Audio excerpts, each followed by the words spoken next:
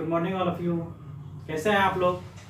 तो आज हम देखेंगे नंबर सिस्टम इन मैथ, क्योंकि जब आप लोग सेट थ्योरी पढ़ते हैं तो इसमें आपको नंबर सिस्टम की भी जानकारी होना चाहिए।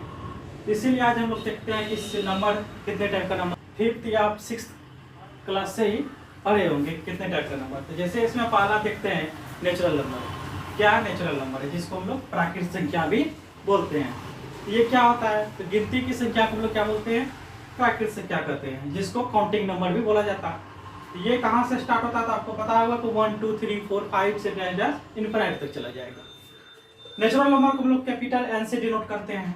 तो जब भी हम लोग सेट थ्योरी का क्वेश्चन कर रहे होंगे, तो जब भी आपको ये सिंबल दिखे कैपिटल एन, तो आप लोग को समझ में आना चाहिए कि ये नेचुरल नंबर है। क्या है? Natural number. और नेचुरल नंबर कहाँ से स्टार्ट होता है? 1 2 3 4 5 से। अब सेकेंड हम देख रहे हैं इसी में इवन नेचुरल नंबर, सम प्राकृत संख्या। इसमें सम संख्या तो पता होगा आप लोग को, यह सम प्राकृत संख्या। तो वह संख्या जो 2 से पूर्णतः क्या होता है? डिवाइड हो जाता है, जो 2 से विभाजित हो जाता है, उस संख्या हम लोग बोलते हैं इवन नेचुरल नंबर। इसका एग्जांपल क्या हो जाएगा? अगर इसका एग्जांपल देखें तो ये हो जाएगा आपका 2 4 6 8 इनफिनिट तक हो जाएगा। इसके बाद नेक्स्ट है आप ओड। तो हम लोग नेक्स्ट देखते हैं इसका ओड नेचुरल नंबर, जिसको हम लोग विषम प्राकृत संख्या भी कहते हैं। तो वह संख्या जो 2 से पूर्णतः विभाजित ना हो, वह संख्या जो 2 से विभाजित नहीं होता है, उस संख्या को हम लोग क्या बोलते हैं? विषम प्राकृत संख्या बोलते हैं, ओड नेचुरल नंबर बोलते हैं। इसका एग्जांपल क्या हो जाएगा? 3 5 7 11 13 15 17 कुछ भी हो सकता है। ये भी तो अनगिनत है, इनडिफाइंड है। सेकेंड, इसके बाद हम नेक्स्ट देख रहे हैं होल नंबर। इसको हम लोग पूर्ण संख्या भी कहते हैं। क्या कहते हैं? पूर्ण संख्या भी कहते हैं। तो पूर्ण संख्या में होता है क्या? आप लोग प्राकृत संख्या पढ़ चुके हैं। प्राकृत संख्या में जब आप लोग जीरो को ऐड कर देते हैं, जब उसमें आप जीरो भी काउंट करते हैं, तो वो संख्या हो जाता है आपका पूर्ण संख्या हो जाता है। यही हम लिखे हैं यहाँ पे, natural number together with zero. प्राकृत संख्या में शून्य मिलाने पर पूर्ण संख्या बनता है। तो इसका एग्जाम्पल क्या हो जाएगा? जो प्राकृत संख्या था आपका नेचुरल नंबर था, उसमें क्या करते हैं आप लोग? जीरो इंक्लूड कर देते हैं, तो ये आपका बन जाता है, क्या बन जाता है? होल नंबर बन जाता है। इसके बाद नेक्स्ट देखते हैं कौन सा नंबर है। तो लोग देखते हैं इसके बाद नेक्स्ट देखेंगे इंटीजर, जिसको हम लोग पूर्णांक संख्या भी बोलते हैं।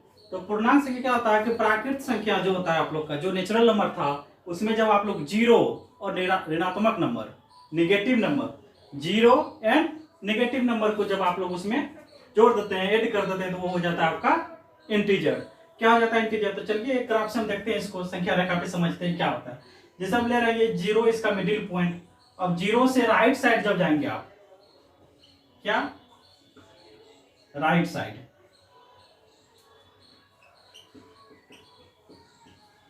तो पॉजिटिव नंबर मिलेगा। पॉजिटिव नंबर, तो इसी को हम लोग पॉजिटिव इंटीजर बोलेंगे। पॉजिटिव इंटीजर, इसको हम लोग अब इंटीजर को डिनोट करते हैं आई से। आई और जेड से डिनोट किया जाता है किसको? पूर्णांक संख्या को, कैपिटल आई और कैपिटल जेड से। तो जब आप लोग जीरो से राइट साइड की तरफ जाते हैं, किधर? राइट साइड की तरफ जाते हैं, तो आपको जो नंबर मिलता है उसको हम लोग बोलते हैं पॉजिटिव, क्या बोलते हैं? पॉजिटिव इंटीजर बोलते हैं। क्या बोलते हैं? पॉजिटिव इंटीजर बोलते हैं, जिसको हम लोग आई प्लस जेड प्लस और एन भी बोलते हैं, क्योंकि इसी को नेचुरल नंबर जब 1 से स्टार्ट हो रहा है आपका, यही तो नेचुरल नंबर भी हो जाता है। तो जो आपका पॉजिटिव इंटीजर है वही आपका प्राकृत संख्या भी है। क्या है? प्राकृत संख्या भी है। लेकिन जब आप लोग जीरो से लेफ्ट साइड जाते हैं, क्या? लेफ्ट साइड, जीरो से लेफ्ट साइड जाते हैं, तो आप लोग को मिलता है निगेटिव इंटीजर, जिसको हम लोग आई माइनस और जेड माइनस से बोलते हैं, निगेटिव इंटीजर। ये हो गया आपका इंटीजर, पूर्णांक संख्या। अब देखेंगे हम लोग प्राइम नंबर, जिसको अभाज्य संख्या में बोला जाता है। यह संख्या वह संख्या है जो स्वयं से, मतलब खुद से और एक के अलावा किसी अन्य संख्या से विभाजित नहीं होता है। तो क्या होगा? वह संख्या जो स्वयं एवं एक के अलावा किसी दूसरे संख्या से विभाजित नहीं हो, अभाज्य संख्या कहलाता है। इसका एग्जांपल क्या हो जाएगा? 2। अब ये 2 क्या है? देखिए 2 जो है आपका या तो खुद से डिवाइड होगा या 1 से होगा। 3 भी, 3 को क्या कर सकते हैं हम लोग? या तो ये 100 से विभाजित होगा, नहीं तो 1 से। उसी तरह 5 है, 7 है, 11 है, 13 है, और भी हो सकता है, वो देखें आप लोग। अब इसमें देखिए ये सारा 3, 5, 7, 11, 13 ये सारा क्या है, ये सारा विषम संख्या हो जाता है। क्या हो जाता है? विषम संख्या हो जाता है। लेकिन ये 2 जो है वो आपका 2 क्या है? सिंगल, क्या है? सिंगल प्राइम नंबर, ऐसा प्राइम नंबर है जो इवेन है। वही लिखा हुआ 2 एकमात्र सम अभाज्य संख्या है। मतलब सम अभाज्य संख्या सिर्फ एक ही है। क्या है? सिर्फ एक ही, और वो क्या है? 2 है।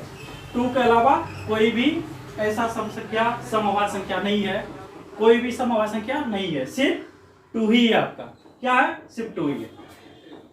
नेक्स्ट है आपका कंपोजिट नंबर, जिसको हम लोग भाज्य संख्या भी बोलते हैं। यह वह संख्या हो जाता है जो एक और स्वयं के अलावा किसी अन्य संख्या से पूर्णतः विभाजित हो जाती है। जैसे इसका एग्जांपल हो जाएगा 2, 4, 6, 8, 10, 12, 14, कुछ भी हो सकता है इसमें। तो ये हो गया आपका कंपोजिट नंबर। क्या हो गया? Composite number. और ये हो गया आपका प्राइम नंबर। अब हो जाता है आपका नेक्स्ट जो है को प्राइम नंबर, जिसको हम लोग असहभाज्य संख्या बोलते हैं।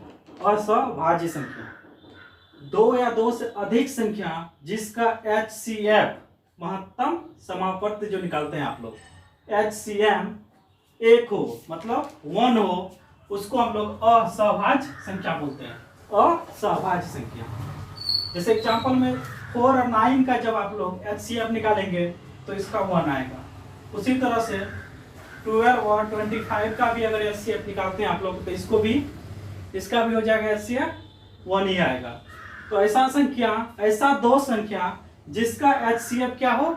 1 आना चाहिए, वो संख्या हो जाएगा आपका कोप्राइम नंबर। क्या हो जाएगा? कोप्राइम नंबर हो जाएगा।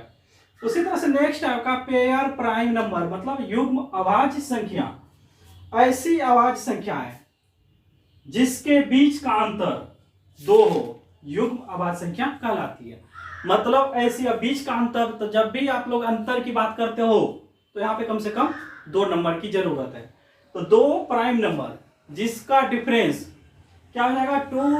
2 प्राइम नंबर जिसका डिफरेंस क्या हो जाएगा? 2 हो। 2 ऐसी प्राइम नंबर जिसका अंतर क्या होना चाहिए? 2 हो, 2 हो, उसको हम लोग पेयर प्राइम नंबर बोलते हैं। जैसे आप लोग का 11, 13, इसको देखिए दोनों का अंतर क्या है? 2 है। 17, 19, इसका भी डिफरेंस 2 है। 41, 43, इसका भी डिफरेंस 2 होगा। इसके बाद भी एग्जांपल ले सकते हैं, आपको पेयर बनाना है और दोनों का डिफरेंस कितना होना चाहिए? 2 होना चाहिए। तो ऐसी संख्या को हम लोग क्या बोलते हैं? पेयर प्राइम नंबर बोलते हैं। पेयर प्राइम नंबर, युग्म अभाज्य संख्या। ठीक है। इसके बाद देखते हैं हम लोग रेशनल नंबर, जिसको परिमेय संख्या भी कहते हैं। इसको क्यू से डिनोट किया जाता है। किससे किया जाता है? क्यू से सूचित किया जाता है। तो ऐसी संख्या जिसे P/Q के रूप में लिखा जा सकता हो, उसको हम लोग रेशनल नंबर बोलते हैं, परिमेय संख्या बोलते हैं। लेकिन इसमें कंडीशन दिया रहता है कि P/Q के रूप में तो लिख सकते हैं, लेकिन Q आपका 0 नहीं होना चाहिए। तो आप लोग को यह भी समझ में आना चाहिए, जब भी P/Q का मतलब क्या हो गया? P और Q आपका 2 नंबर है, कोई भी 2 नंबर होगा। P और Q क्या है? कोई भी 2 संख्या है। लेकिन इसमें कंडीशन दिया है कि Q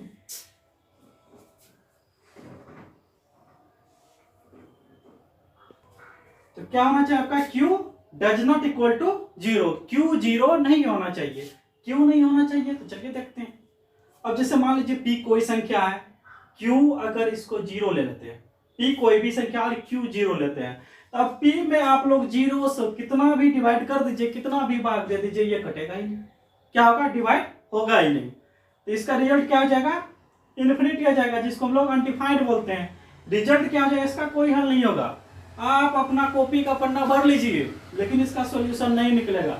अगर 1/0 है, इसका भी आंसर आपको क्या, अब कितना बार भी आप डिवाइड कीजिए 0 से 1 को, कोई फर्क इस पे नहीं पड़ेगा, कभी हल ही नहीं होगा इसका।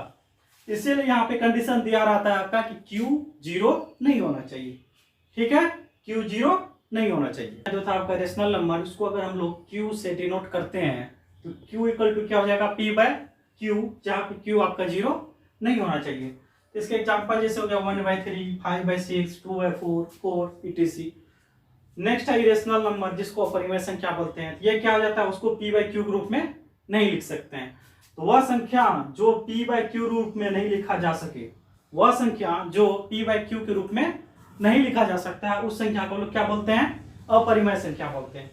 ऐसे इसका तो कहीं दिया नहीं, लेकिन आप लोग इसको एज्यूम कर सकते हैं कि अब इरेशनल नंबर जो रहता है उसको हम लोग t से डिनोट कर सकते हैं।